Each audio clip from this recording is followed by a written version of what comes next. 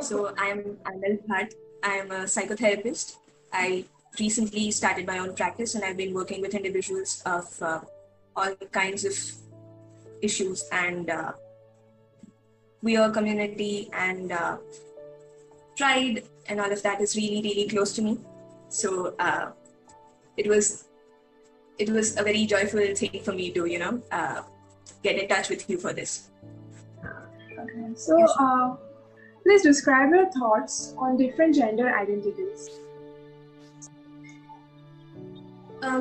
So gender has been thought of as very black and white, whereas it's a spectrum. And every individual is very unique. So no two people are same.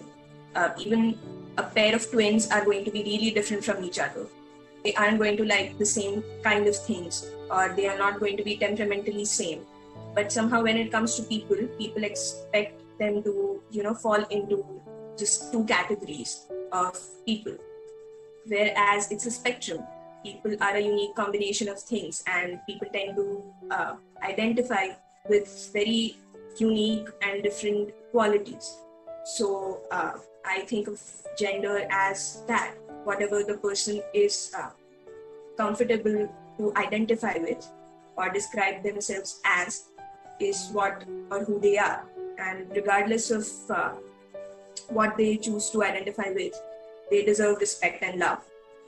So as we are talking about the LGBTQ, so why is the queer community always at the bottom of the barrel? And in the margin even, they are amongst the marginalized. Why it is like that? So every child is born with a certain set of needs. So like need for acceptance, need for belongingness, affection, all sorts of needs. And if you think of a queer child, think of them as people who are experiencing new things inside of them. And when they look around, they do not find the same acceptance as a cisgender heterosexual person would. They don't get the same amount of acceptance, affection, and there's just so much of verbal and physical abuse even that they are subjected to from a very young age. Because like they are told so many things. Unko gali di jati hai, chakka hai kya tu? So effeminate boys are said really mean things right from schooling. Schooling is the experience jahan se hi wo trauma start ho jata hai for them. So they are subjected to so much of trauma, so much of abuse right since the childhood. So the beginning is not the same for a queer person as it is for a cisgender heterosexual person. Therefore, अगर beginning same नहीं है, तो marginalization होना, that's just a byproduct of that.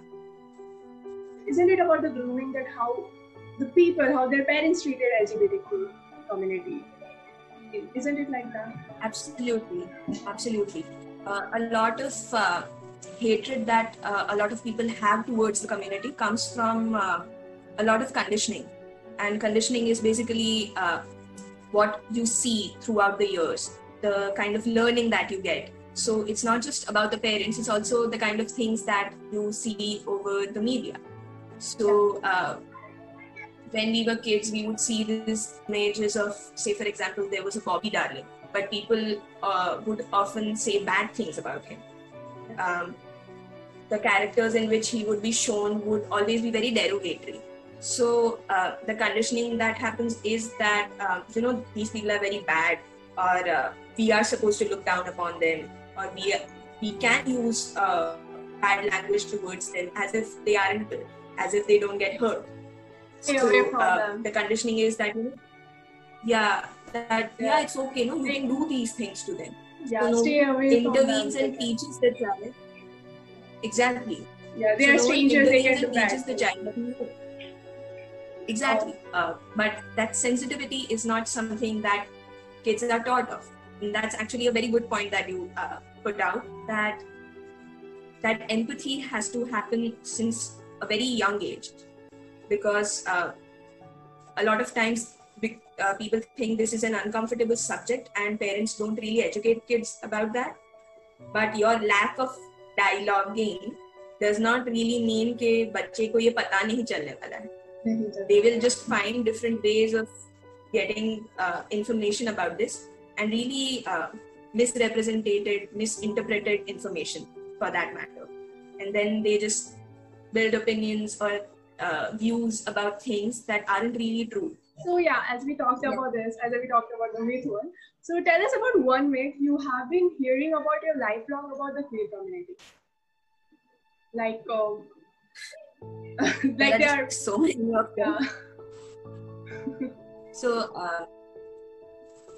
two very common myths are that gay people are effeminate. तो अगर कोई भी लड़का थोड़ा सा भी फेमिनिन है या कोई भी फेमिनिन क्वालिटीज possess करता है या उसके likes or dislikes fall under the category of feminine interests, say for example classical dancing, or he likes pink, तो वो तो gay. Yeah, exactly. So anything that is seen as softer or feminine in nature, it's associated with gay people. And similarly, women who are into more masculine things, or what people call tomboys, are seen as lesbians. But that's just one stereotype. So gay men are these fashion icons and people who are naturally into these things, and उनको fabric की समझ पड़ेगी या उनको तो fashion के बारे में बहुत ही पता होगा and all of that, which is just really stupid, because that's limiting a person into a box. Would you be able to accept an LGBTQ person as your family member? I mean, how will you react on that? I would be absolutely okay. Yeah, because chances are there might already be people in the family, sabhi ki family mein, who would be a part of the queer community, but simply because it's just so frowned upon, people don't have the freedom to come out and be themselves. Even internally, काफी सारे लोग ये खुद के अंदर भी accept नहीं कर पाते because of so much of fear. So yeah, I would just embrace anyone in the family who has